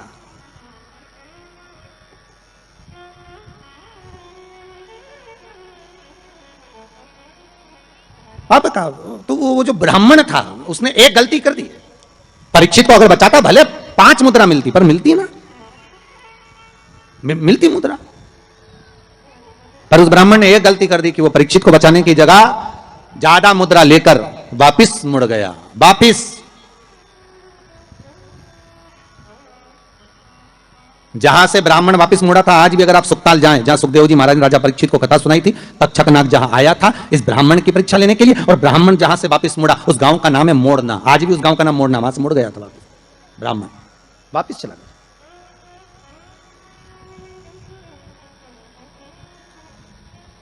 जरा सा लोभ बस वहां भरमा दिया। शिव महापुराण की कथा कहती है आम के पल्लव में जो छुपा था कामदेव, जब भस्म हुए वो आम के पल्लव ने मां रति से प्रार्थना करी और रति ने उस आम के पल्लव का उद्धार कर दिया। संसार सागर में अगर हमारा जन्म हुआ है, मनुष्य की अगर देह मिली है, मानव का जी शरीर मिला है, मानव की अगर योनि मिली है, 84 लाख योनियों में सर्वश्रेष्ठ है मानव का शरीर, जिसको पाने के लिए देवता भी तरसते हैं। हाथ जोड़कर देवता भी भगवान से कहते हैं हमें मनुष्य बनना, हमें मानव बनना। देवताओं को भी ये योनि नहीं प्राप्त होती, क्यों? क्योंकि बैकुंठ का भोग केवल भोग है, केवल भोग। अगर मरने के बाद बैकुंठ चले भी जाओगे तो वहां चांदी की थाली में, सोने की थाली में भोजन मिलेगा, डनलप का गद्दा मिलेगा, एसी का रूम मिलेगा, बढ़िया खाने के लिए सब कुछ मिलेगा, आराम से फ्रिज, कूलर, वॉशिंग मशीन सब मिलेगा। एसी में आप आराम से सो, डनलप के गद्दे पर सो। पर बैकुंठ में केवल भोग, भोगने की वस्तुएं मिलेंगी। पर बैकुंठ में भगवान का भजन मिलेगा क्या? जम के बोलिए, नहीं मिलेगा। बैकुंठ में गंगा का स्नान मिलेगा क्या? नहीं मिलेगा। बैकुंठ में शिव महापुराण की कथा मिलेगी क्या? नहीं मिलेगी। बैकुंठ में दान करने का मौका मिलेगा क्या? नहीं मिलेगा। बैकुंठ में भजन करने का मौका मिलेगा? नहीं मिलेगा। बैकुंठ में ना तो भजन मिलेगा, ना कीर्तन मिलेगा, ना नाम जाप मिलेगा, ना गंगा का स्नान मिलेगा। बैकुंठ में ना तीर्थ मिलेगा। बैकुंठ में अगर मिलेगा तो एक एसी का रूम मिलेगा, डनलप का गद्दा मिलेगा, सोने की थाली में भोजन मिलेगा, 2-4 दासियां तुम्हारा पंखा झेलेगी, पांव दबाने वाले मिलेंगे, इससे ज्यादा कुछ नहीं मिलेगा। बैकुंठ में लोग कहते हैं भगवान विष्णु मिलेंगे क्या? तो भगवान विष्णु से किसी ने पूछा तुम बैकुंठ में रहते हो? भगवान विष्णु कहने लगे मुझे तो फुर्सत ही नहीं, जहां कथा होती मैं तो वहां चले जाता। जब बैकुंठ अधिपति कथा सुनने के लिए पितरों के धाम में जाते हैं, कथा सुनने के लिए पांडतारा आ जाते हैं, कथा सुनने के लिए गंगा के घाट चले जाते हैं, तो भगवान कह रहे हैं बैकुंठ में फिर मनुष्य क्यों चाहता है बैकुंठ जाने के लिए? लक्ष्मी जी से पूछा तुम रहती हो क्या बैकुंठ में? लक्ष्मी जी बोली मैं जहां नारायण मां में, मैं क्या करूं बैकुंठ में? तो फिर बैकुंठ में क्या है? तो लक्ष्मी जी बोली 3 स्टार होटल, 5 स्टार होटल, आराम से रहो, खाओ पियो, मौज करो, और जब तुम्हारा पुण्य खत्म हो जाए, जैसे ही पुण्य खत्म वैसे धक्का मार के फेंक दिया। जैसे जब तक जेब में पैसा है तो होटल के अच्छे से अच्छे रूम में, खूब कुंभ के मेले में होटल बुक करो, खूब इलाहाबाद में, प्रयागराज में खूब प्रेम से रहो, और जब जेब में पैसा खत्म तो होटल वाला भी कह देगा निकलो, बाहर निकलो। तो होटल वाले तो कहेंगे हमने 1 महीने का पैसा दिया था, 2 दिन तो ज्यादा रहने दे, 2 दिन क्या 24 घंटा ज्यादा नहीं रहने देगा, पैसा खत्म तो निकल कर बाहर जाओ, पैसा हो जमा करो फिर रूम में रहो। उसी तरह बैकुंठ में जितना पुण्य है उसके बल पे रह लो, जैसे ही पुण्य समाप्त चलो पांडे तारा वापिस पहुंच जाओ प्रतापगढ़। फिर कहोगे तुम जानते नहीं हो, हमने सियोर वाला महाराज के मुंह से शिव महापुराण की कथा सुनी तो बहुत बड़ा पुण्य कमाया। तो भगवान विष्णु बोले पुण्य तो कमाया पर खत्म भी तो हो गया, वापिस जा नीचे बैटरी चार्ज करके आ, वापिस जा फिर कथा सुन। बड़ी मुश्किल से मिलता है ये मनुष्य का, मिलेगा बैकुंठ चाहोगे तो मिल जाएगा, पर भोग करने के लिए मिलेगा। उसमें केवल आप भगवत भजन नहीं कर सकते, आप उसमें दान नहीं कर सकते। बैकुंठ में कोई तुम्हारे सामने हाथ फैलाकर भिक्षा मांगने नहीं आएगा। कोई बैकुंठ में तुमसे ये नहीं कहेगा कि तुम गौ माता के लिए दान दो, या तुमसे ये नहीं कहेगा कि वृद्धाश्रम के लिए दान दो, या तुमसे कोई ये नहीं कहेगा कि मंदिर निर्माण के लिए दान दो। बैकुंठ में तो तुम केवल भोग भोगोगे, और उसके बल पर भोगोगे जो तुमने दान करा, जो पुण्य करा, जो सत्कर्म करा। केवल एक मनुष्य की देह मिली है जिसमें हम दान भी करते हैं, हम भजन भी करते हैं, हम पुण्य भी करते हैं, हम सत्कर्म भी करते हैं, हम नाम जाप भी करते हैं। यह केवल एक मनुष्य की देह है, केवल एक मानव का शरीर।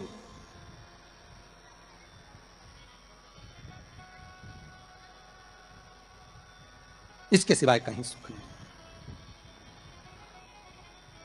84 लाख योनियों में श्रेष्ठ योनि मानव की, और उसको हम गंवा दे महाराज तो वो बेकार। आम के पल्लव के लिए रति आकर करती है। संसार वासियों से हमारा यही निवेदन है कि आप किसी के लिए कुछ नहीं कर सकते तो कम से कम फोन लगाकर इतना तो कह सकते हो, कथा आ रही है, टीवी चैनल पर चल रही है, 4 बजे से 7 बजे तक चल रही है, जरूर सुनना। कोरोना महामारी चल रही है, कम से कम कथा सुनकर इस हृदय को विल पावर मजबूत होगा, कथा सुनकर अपने को एनर्जी प्राप्त होगी, कथा सुनकर हम आद्य शक्ति जगदम्बा का आराधना कर सकते हैं, कथा को सुनकर ये नवरात्रि में शंकर की कथा का अनुमोदन कर कर इस कोरोना महामारी से तुम लड़ सकते हैं, इसको भगा सकते हैं। क्योंकि अपने भीतर का पावर प्रबल होना चाहिए। आधे से ज्यादा लोग हॉस्पिटल में इसलिए मर रहे हैं क्योंकि उनको भय लग रहा है, कोरोना लग गया, कोरोना लग गया। बेचारा अच्छा भी हो गया तो भी मर जाएगा। किसी ने पूछा गुरुजी पिछले साल तो आया था यह कोरोना, अब की बार फिर आ गया। हमने कहा जन्मदिन मनाने आया है। अब पार्टी कितनी बड़ी करता है तो उसके ऊपर है, और पार्टी में कितनों को निमंत्रण देता है ये वही जान सकता है, और जो जो उसकी पार्टी में गया वो निपट गया। इसलिए निवेदन है अभी जन्मदिन पार्टी में बिल्कुल मत जाना कोरोना की, अर्थात सोशल डिस्टेंसिंग बनाकर रखो। और आपसे भी निवेदन है जितने लोग कथा में सुनने आ रहे हो ना, कम से कम दूरी बनाकर रखना, या फिर एक लकड़ी लेके चलो इतनी बड़ी सटैया, नपती करो यहां से यहां से यहां से यहां से, जो पास में बैठा मिले बिल्कुल। अरे कितना बड़ा जगह दिया है? कितनी बड़ी जगह है, आराम से तुम लोग तो बढ़िया चकाचक, तुम्हारी मर्जी पड़े तो एक पलंग भी लिया, तुम तो नहीं सोई, तुम कथा सुन रहे हो। इतनी बड़ी जगह, उसमें भी इतनी बड़ी जगह होने के बाद कई माताओं की आदत रहती पर बैठे की नहीं खा सकते, यहीं बैठ जा, अरे बैठ जा।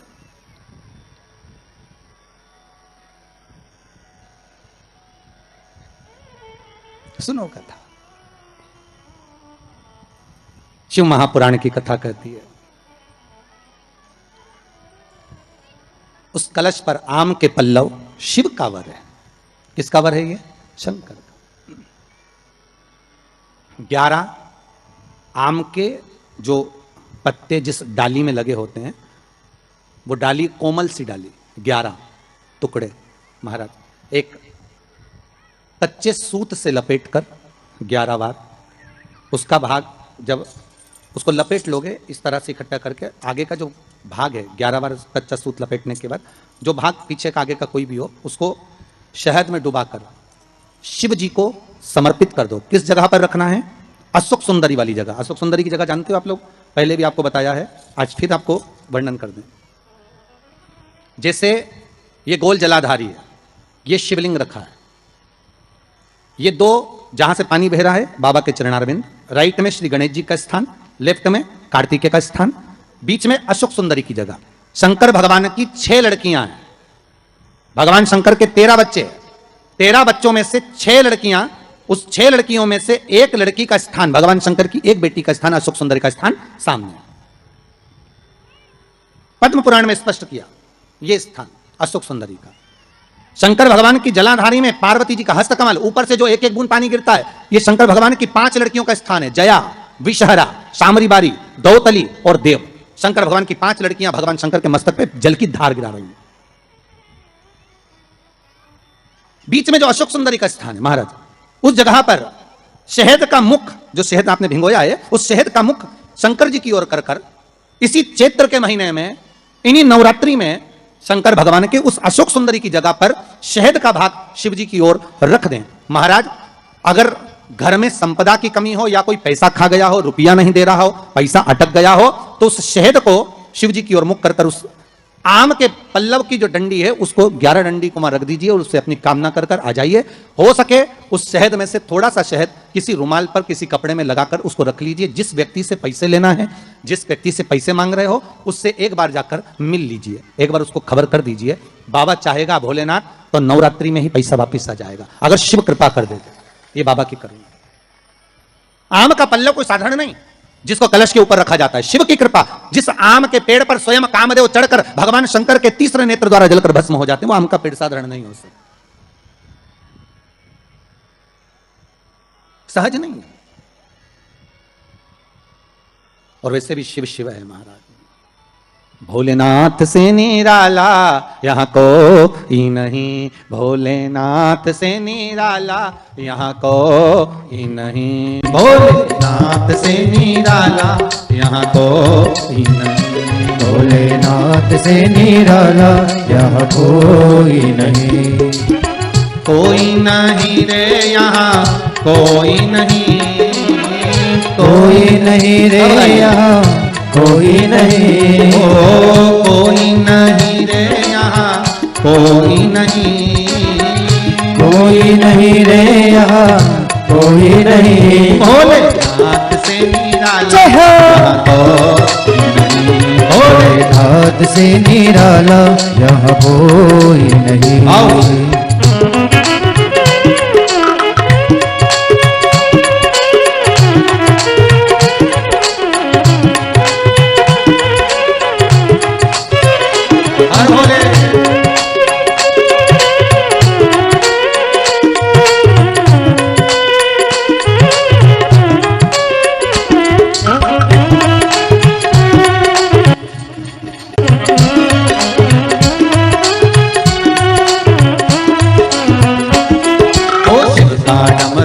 डम बोले अगम निगम के भेद ये खोले, शिव का डमरू डम डम बोले अगम निगम के भेद ये खोले, शिव का डमरू डम डम बोले अगम निगम के भेद ये खोले, शिव का डमरू डम डम बोले अगम निगम के भेद ये खोले। डमरू बजाने वाला कोई नहीं, ऐसा डमरू बजाने वाला कोई नहीं, भोलेनाथ से निराला यहाँ कोई नहीं, भोलेनाथ से निराला यहाँ कोई नहीं, शंभोनाथ से निराला यहाँ कोई नहीं, शंभुनाथ से निराला यहाँ कोई नहीं। ऐसा कोई नहीं रे, ऐसा कोई नहीं, कोई नहीं रे यहाँ कोई नहीं, ओ कोई नहीं रे यहाँ कोई नहीं, कोई नहीं रे यहाँ कोई नहीं। भोले बाबा से निराला भोले बाबा से निराला यहाँ कोई नहीं।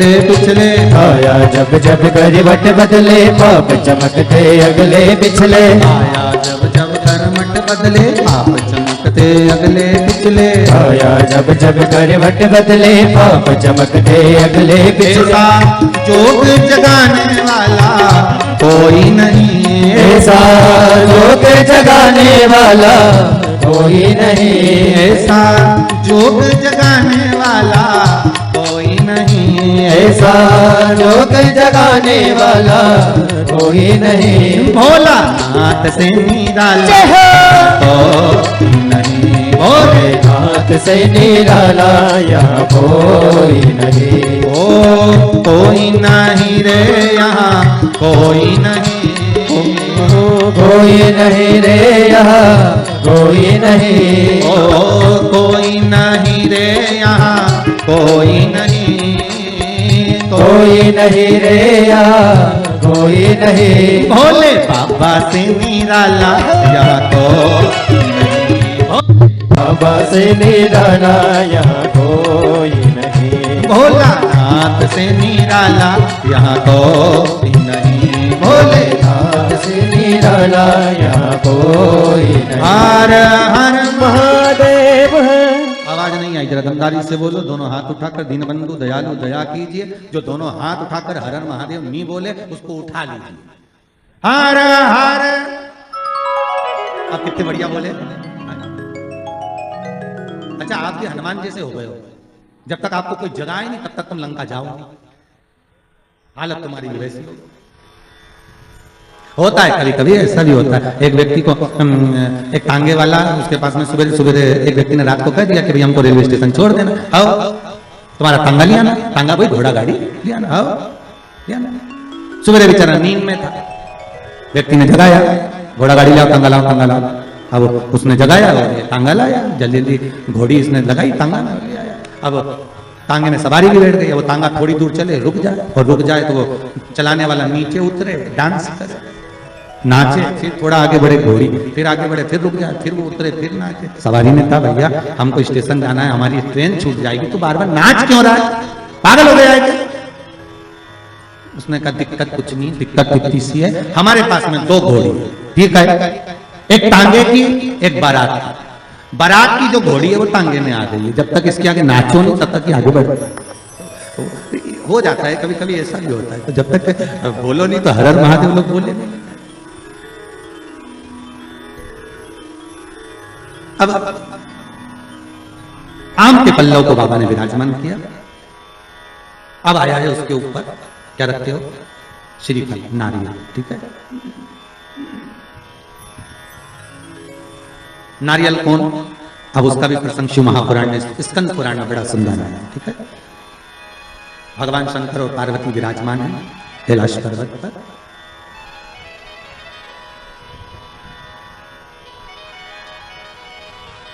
भगवान शिव के मन में बात आई। शंकर भगवान ने मां पार्वती जी से कहा, ए जगतधात्री। हाँ प्रभु बोलिए, सुनो।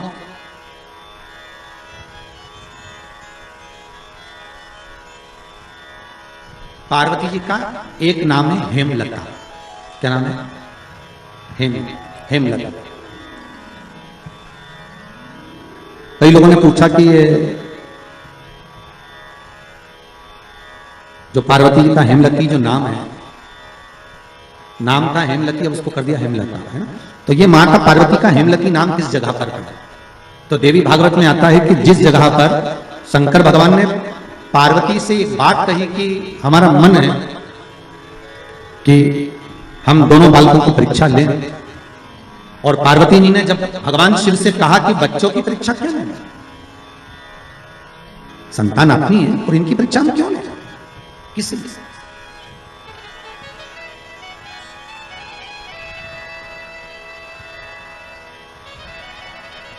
मां पार्वती का जो नाम है हेमलती, हेमलता, इसका कारण केवल इतना था कि ये अपने पति को भी ज्ञान दे देती थी। कई बार इन्होंने समझाया शिव जी को कि आप ये ना करिए, आप मत करो परीक्षा, मत करो। शिव तो शिव थे, बुला लिया कार्तिकेय को, गणेश जी को बुलाकर कहा बुलाकर बोले, जो पृथ्वी की परिक्रमा पहले कर कर आएगा वो प्रथम गिनती में पूजा जाएगा, प्रथम भाग उसको पूज्य देते हैं। ठीक है, जाओ परिक्रमा कर कर आओ। अब गणेश जी महाराज बैठ गए चूहे पर, कार्तिकेय बैठ गए मोर पर। कार्तिकेय घर के बड़े थे, तो ये बात मान नहीं थी, तो ये बात का ज्ञान था। तो कार्तिकेय जी ने कहा अगर माता पिता का कहना नहीं मानेंगे तो अच्छा नहीं लगेगा। तो कार्तिकेय जी तुरंत मोर पर चढ़कर और परिक्रमा करने निकल गए। अब गणेश जी तो चूहे को बुलाए, फिर चूहा भग गया, फिर पकड़ के लाए, फिर चूहा भग गया।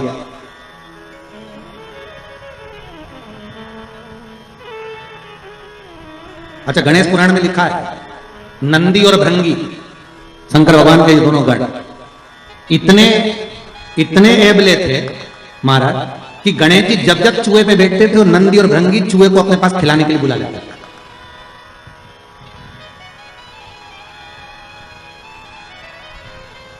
इनकी आदत थी दोनों की। अब जैसे ही परिक्रमा की बारी आई तो गणेश जी चूहे को बुलाए और नंदी भृंगी चूहे के सामने थोड़ा सा सामान डालते। बड़ी तकलीफ।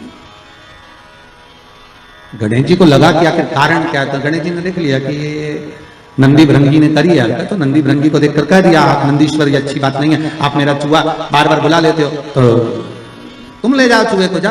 अब उन्होंने चूहे पर बैठ गए। बैठकर जैसे ही चले शंकर जी के पास में तो शिव जी को प्रणाम कर कहा पिताजी परिक्रमा करने जा रहा हूं। शंकर बोले जा।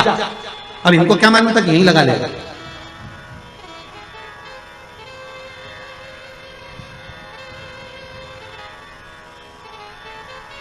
अब उनको क्या मालूम था कि यहीं लगा लेगा।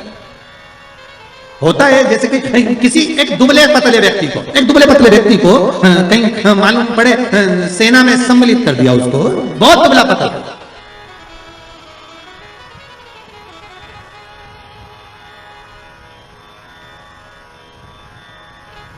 और उससे कहा जाए तो अफगानिस्तान की ओर से लड़ेगा, ले ये गोला बम का और ले जाए। और उसने कहा मेरे में इतना जुनून है कि मैं पूरे देश को उड़ा दूंगा और अफगानिस्तान को जिता दूंगा। मालूम पड़े उसको भेज दिया और इतना बड़ा बम देके भेजा। और मालूम पड़े जैसे ये बॉर्डर पे पहुंचा और तेजी से हवा चल गई तो घूम गया। मालूम पड़े वही उठाकर अफगानिस्तान पर फेंक दिया। अब जिस सेना से लड़ रहा था उसी सेना को निपटा दिया। अब सोचने में सब पड़ गए कि क्यों रे तुझे लड़ने के लिए वहां भेजा था, बम फेंकना था वहां, तो क्या गलती मेरी थोड़ी ना, बम तो मैं वहीं के लिए लेकर गया था, पर हवा गलत चल गई, उसने उड़ाकर मुंह इधर कर दिया तो बम इधर चल गया। गणेश जी से पूछा कि तुमको भेजा था कि तुम पृथ्वी की परिक्रमा करने जाओ, तो तुम ये क्या कर रहे हो। गणेश जी बोले पिताजी शांत रहिए और परिक्रमा लगाने दीजिए। और परिक्रमा लगाई गणेश जी महाराज ने, एक नहीं 3, और 3 परिक्रमा लगा के सामने खड़े हो गए। पिताजी वर दीजिए। पिताजी ने पूछा क्या वर। पृथ्वी की परिक्रमा करके आया। शंकर भगवान बोले बता मेरे आजू बाजू घूम लिया और पृथ्वी की परिक्रमा कर आया।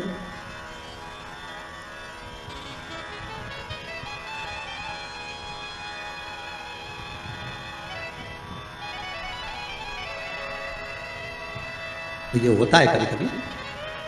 रामचरितमानस में केवट का चरित्र आता है ना, केवट ने राम जी को नाव में बिठाया, या घाट से लेके चले वह घाट पर जाए, वह घाट से वापस घुमा के ये घाट पे ले जाए, इस घाट से उस घाट पे ले जाए, उस घाट से इस घाट पे ले जाए, बड़ा बार बार घुमा दिया वो नाव को। अच्छा, केवट की नाव जो अच्छी नाव थी वो तो भगवान ने छोड़ दी थी, वो केवट की नाव में बैठे तो वो नाव भी ऐसी थी उसमें बीच में छेद था। और लक्ष्मण जी ने कहा भी था भैया इसकी नाव में मत बैठो, छेद है। राम जी बोले कितना दयालु है बेचारा, कैसा सजा साधा, एकांत में बैठा, इसी की नाव में बैठूंगा मैं तो बस बैठूं। लक्ष्मण जी ने मना भी करा, और जैसे ही लक्ष्मण जी ऊपर चढ़े तो केवट ने अपना पिछोड़ा उतार के दे दिया, लो लक्ष्मण भैया। लक्ष्मण जी ने पूछा यह काहे के लिए, कि नाव में छेद है, पानी भराएगा तुम भरते जाना, नहीं छोड़ते जाना। अब लक्ष्मण जी वो नाव को घुमाते जा रहा, यहाँ से वहां बार बार इधर जाए उधर। तो इतने में सबसे ज्यादा गुस्सा किसको आना चाहिए बोलो, लक्ष्मण को आना चाहिए कि बताओ हम तो निचोड़ के मर जाए। लक्ष्मण जी को जो क्रोध आया तो न राम जी को देखा, और राम जी लक्ष्मण जी की बात को जान गए, तो राम जी लक्ष्मण जी की बात को जानकर उन्होंने केवट से कहा केवट जी प्रभु ये घाट से वो घाट से ये घाट 10 चक्कर लगा दिए, हम थक गए, पार क्यों नहीं उतारता। केवट बोला वाह प्रभु तुम 10 चक्कर में थक गए, हमें 84 के चक्कर में पड़ो, हम नहीं थके। राम जी बोले बहुत बेकार है, इससे मुंह मिलाना ही बेकार। राम जी नीचे बैठ गए। राम जी ने लक्ष्मण को इशारे में बोला तू बोल, और लक्ष्मण जी उठ के खड़े हो गए, धनुष को बांध लेकर रुक जा, अभी तेरे प्राणों को हरता हूं, अभी प्राणों को हरता हूं तेरे। क्या समझता तू, परेशान कर रखा है, पार क्यों नहीं करता। इतने में केवट बोले, हे भैया लक्ष्मण, क्रोध तो दिखाना मत और ये समझना मत कि हम तुम्हें पहचानते नहीं है, तुम पूर्व में शेषनाग, ये भगवान राम भगवान विष्णु है और ये मैया सीता लक्ष्मी जी, ये चरण दबा रही थी, ये सो रहे थे, आप शेषनाग के ऊपर, हम कछुआ थे, दर्शन करने आए, आपने इतनी तेज फुंकारा, मर गए तो केवट बन गए, तुम्हारे फुंकार से मरे तो केवट बने, और अभी भी घाटे में नहीं जाएंगे, तुम मार भी दोगे तो वैकुंठी जाएंगे, पर घाटा तुम्हारा है, हमारी कोई औलाद नहीं है, हम मर गए तो हमारी पत्नी अंतिम संस्कार भी तुमसे कराएगी और 12वें का भोजन भी तुम्हें जिमाएगी। राम जी ने कहा लक्ष्मण नीचे बैठ जा रहे, नीचे बैठ जाते। तब माता सीता ने कहा लक्ष्मण भाई, केवट भैया पार उतारो। तब पार उतार तो यहाँ कोई प्रसंग है, अब परिक्रमा लगा कर आकर खड़े होकर के आशीर्वाद दे, तो पूछा आशीर्वाद क्यों, तो कहा प्रभु हमने परिक्रमा करी, तो शंकर भगवान बोले आजू बाजू घूम लिया और परिक्रमा कर, इसको कोई परिक्रमा करते हैं। गणेश जी बोले और नहीं तो माता पिता में आकाश, माता पिता में पाताल, माता पिता में पृथ्वी, सब तो माता पिता में और सब माता पिता में, इसलिए आपकी लगा नहीं सबकी हो गई। शंकर जी खुश हो गए, शंकर जी ने आशीर्वाद दे दिया। अच्छा, बच्चों पर माँ बहुत देर में खुश होती है, पर पिता तुरंत पर्स खोल के 500 का नोट देते तो जा, माता पिता में अंतर। मम्मी पहले पूछेगी काय के पैसे चाहिए, ट्यूशन के, तो ट्यूशन के पैसे मैं दे दूंगी, पहले ट्यूशन वाली मिस का फोन तो आने मैडम का, मम्मी तू बार बार बस फोन का इंतजार करती, मैडम मेरे से बोली पैसे लेके आना मत दे, पापा के पास, पापा हाँ बेटा 500 रुपए चाहिए, काय के लिए, मैडम ने मिला। मम्मी भी माता को जा रही, 50 बार बोलते इसको पैसे मत दिया करो, बच्चा बिगड़ जाएगा, पहले मुझसे तो पूछा करो। इतने में पति पत्नी से बोला अरे जगदम्बा कितनी बात पूछो तुझसे, तू शांति रख, मैंने दे दिया ना 500, देख लेंगे जो होगा। तो शंकर भगवान ने तुरंत वर दे दिया, प्रथम गिनती में तुम गिने जाओगे तथास्तु। पार्वती जी को तो मालूम ही नहीं पड़ा कि कब वर देती है, तो पार्वती जी तो खड़ी हो जाती। अब आ गए कार्तिक, कार्तिक ने आकर कहा दंडवत करता हूं पिता, प्रणाम, हम तुम्हें देवताओं की सेना के सेनापति बनाते हैं। कार्तिकेय की आंख से अश्रु बहे, देवताओं की सेना के सेनापति, क्या मैं प्रथम गिनती में नहीं आऊंगा? नहीं, क्यों? गणेश जी ने प्रथम गिनती में आ गए, गणेश जी ने परिक्रमा कर ली, किसकी करी? हमारी। पिताजी आपने कहा था पृथ्वी की परिक्रमा कर जो आएगा प्रथम गिनती में गिना जाएगा, तो पहली परिक्रमा पृथ्वी की तुमने नहीं करी, फिर गणेश ने नहीं। पार्वती जी उड़ गई, क्या बात है कार्तिकेय? कार्तिकेय ने कहा मां पिताजी ने गलत निर्णय दे दिया। क्या गलत निर्णय दिया? गणेश जी को प्रथम गिनती में दे दिया और मैं परिक्रमा कर आया, सारी बात मालूम पड़ गई कि गणेश जी ने चूहे पर बैठकर शंकर पार्वती की परिक्रमा करी, ये हुआ वो हुआ, सब मालूम पड़ गया। पार्वती मैया की आंख में से आंसू बहने लगा। पार्वती उठकर खड़ी होकर शंकर भगवान से बोली, प्रभु बहुत भोले हो आप, इसलिए आपका नाम भोला शंकर है, बहुत भोले। एक बेटे को भेज दिया पृथ्वी की परिक्रमा करने और दूसरे बेटे ने आपकी परिक्रमा करी और आपने उसे वर प्रदान कर दी, इतने भोले। पुत्रों में भेद कर दिया।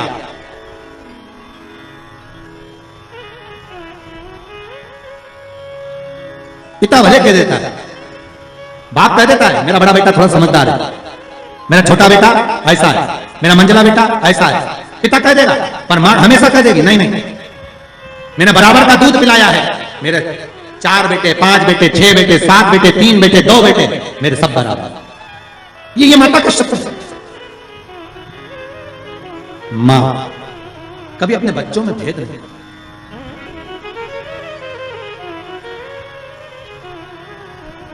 पूत कपूत सुने हैं पर ना माता सुनी कुमाता। मां कभी कुमाता नहीं सुनी। पूत कपूत हो सकता है पर मां मां है। जगत जननी मां पार्वती खड़ी हो गई और इस कथा से बहुत सीखने को मिलता है। शिव महापुराण का यह चरित्र बहुत सिखाने का ये है कि माता पिता की दृष्टि में कभी बच्चों के प्रति भेद न करना। कभी मत कहना मां से निवेदन है कि मेरा बड़ा बेटा अच्छा कि छोटा अच्छा, मंझला अच्छा कि संजला अच्छा, कभी मत कहना। क्यों? क्योंकि गेम कभी भी किसी भी पाले में जा सकती है और किसी भी बहू से पाला पड़ सकता है। आप कभी मत कहना, आपके 4-5 बच्चे हैं, आप हमेशा अच्छा बोलो मेरे बच्चे सब बढ़िया, बड़ा बेटा बहुत बढ़िया, बड़ी बहू बहुत बढ़िया, छोटी बहू बहुत बढ़िया, उससे छोटी बहुत बढ़िया, उससे छोटी बहुत बढ़िया। क्यों? अपने को करना क्या, जिस बहू के यहाँ जाओ रबड़ी खाओ वापिस आ जाओ, बुरा भला करना। बहुत बढ़िया, क्या चलता,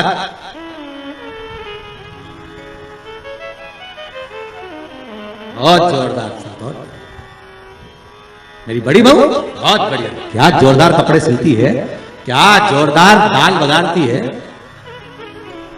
छोटी बहुत बढ़िया बच्चों को पढ़ाती है, इतनी बढ़िया पढ़ाने में, सब बच्चों को लेकर बैठ जाती पढ़ा लेती है। उससे छोटी क्या मांडना मांडती, क्या कपड़े सिलती। उससे छोटी वो भी बहुत जोरदार भोजन पकवान बनाती। जब माँ तारीफ करे तो उसके लिए सब बना,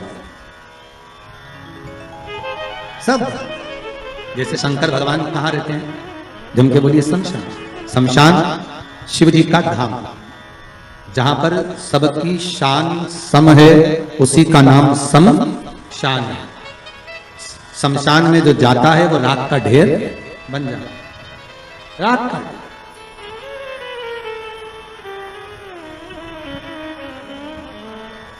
अच्छे से अच्छा पैसे वाला भी वहां पहचान में नहीं आता कि ये करोड़पति है।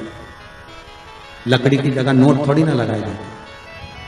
और गरीब भी है ना तो वहां पहचान में नहीं आता कि ये गरीब है। वहां तो एक जैसी चादर है, सफेद कपड़ा उड़ा दिया, लाल कपड़ा उड़ा दिया, चिता पर सुला दिया, आग लग गई, एक जैसी।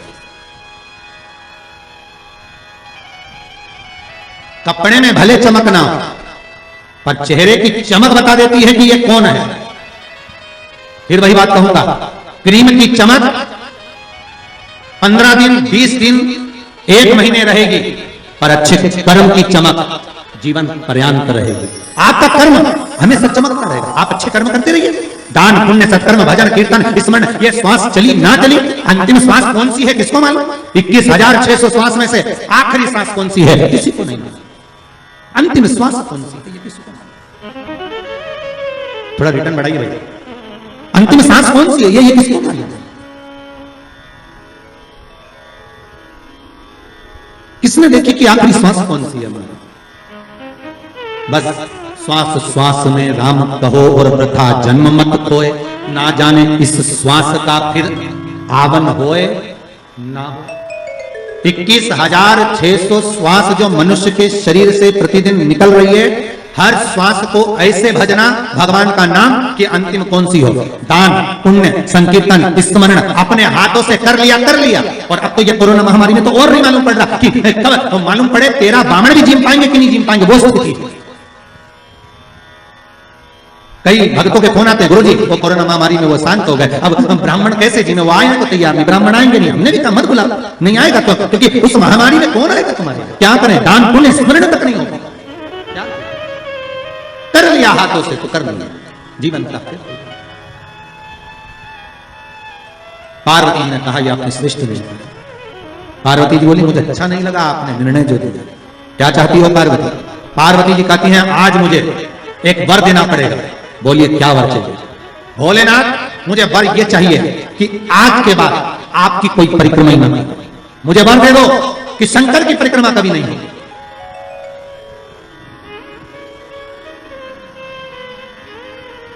शिव की परिक्रमा का विधान नहीं होगा।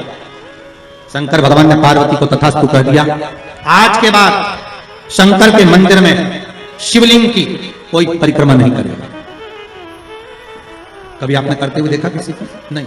शंकर की परिक्रमा होगी तो आधी यहां से चालू होगी।